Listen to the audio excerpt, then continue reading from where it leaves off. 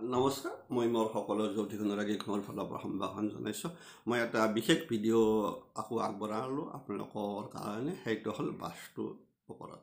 কাৰণ বাস্তুৰ পৰা আগতেও কৈছোঁ বহুত, কিন্তু বাস্তুটো বহুত নীতি নিৰ্দেশনা, বহুত নীতি নিয়ম, বহুত কথা কোৱা আছে। কিন্তু বাস্তু দোষটো কমে পাইছে, যিটো বাসস্থানক লৈ পেলাই গোটেইখিনি আছে। গতিকে মইতো আগতে কৈছোঁ যে আমাৰ বাস্তুত কিন্তু ঘৰ আৰু আপোনাৰ ঘৰ বাৰী বুলি কোৱা হয়। অৰ্থাৎ আপুনি বাসস্থান কৰা এলেকাটো, ঘৰটোৰ বাহিৰত যিখিনি আছে আপোনাৰ মাটিৰ ভিতৰত, বাউণ্ডাৰীৰ ভিতৰত, সেইখিনিক ধৰা হয়। গতিকে বাস্তু দোষ আপোনাৰ কিছুমান আজি একচুৱেলি মানি আহিছে। কাৰণ কোৱা আছে, যদি আপোনাৰ কুণ্ডলী ভালে থাকিল কিন্তু আপোনাৰ কোনো কামত আপুনি আগবাঢ়িব পৰা নাই, খেলি মেলি লাগি আছে, ঘৰ এটা বনোৱাৰ পিছতো হওক বা যথেষ্ট যিবিলাক হয়, সেইবিলাক কৈছে যে আপোনাৰ বাস্তু দোষত হ'ব পাৰে।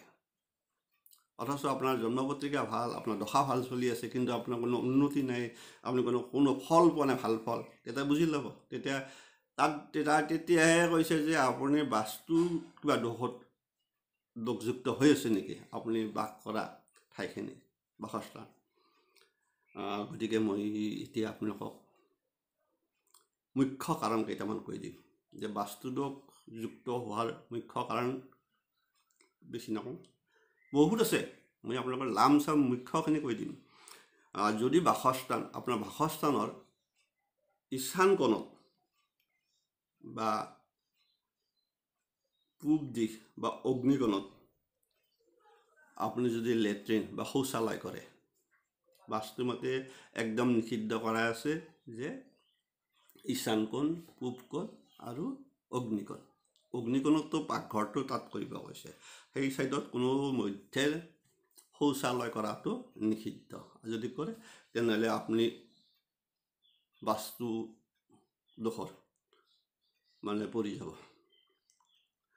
দ্বিতীয়তে হ'ল, যদি আপুনি বাসস্থান য'ত বাস কৰিছে তাত যদি সেই বাউণ্ডাৰীৰ ভিতৰতে যদি কোনো গেলা পচা গন্ধ পাই থাকে, মাজে সময়ে ক'ব নোৱাৰাকৈ পাই থাকে, তেতিয়াও আপোনাৰ নিগেটিভ শক্তি প্ৰভাৱ বাঢ়ি যায়। তেতিয়াহ'লে কিছু আপোনাক ক'ব পাৰি। গতিকে ক'ব নোৱাৰাকৈ যদি পাই যায় গেলা গন্ধ, পচা গন্ধ।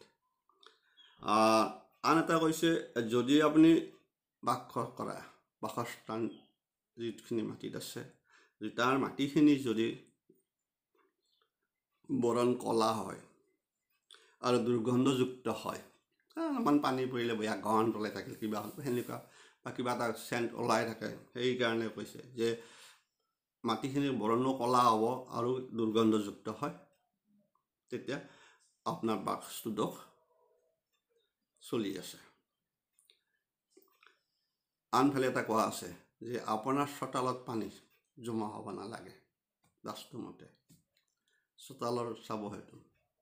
গতিকে চোতালত যাতে কোনো মধ্যে পানী জমা হৈ নাথাকে, এইটো এটা চোতালত পানী জমা হোৱাটো বাস্তু দোষত যুক্ত হৈ থাকে। আনফালে কোৱা আছে যে নৈৰিত কোণত কোনো গাঁত থাকিব নালাগে, গাঁত থাকিব নালাগে। নৈৰিত কোণটো কোনফালে আপোনাৰ, এইটো দক্ষিণ আৰু আমাৰ পশ্চিম, সেইটো আপোনাৰ ৰাহুৰ দিশ বুলি কোৱা হয়।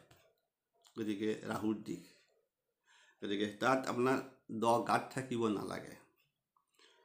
আৰু বাস্তুমতে সেই ছাইডটো সদায় ওখ হ'ব লাগে, বিশেষকৈ ঈশান কোণতকৈ বিশেষকৈ আপোনাৰ নৈৰিত কোণটো ওখ হ'ব লাগে।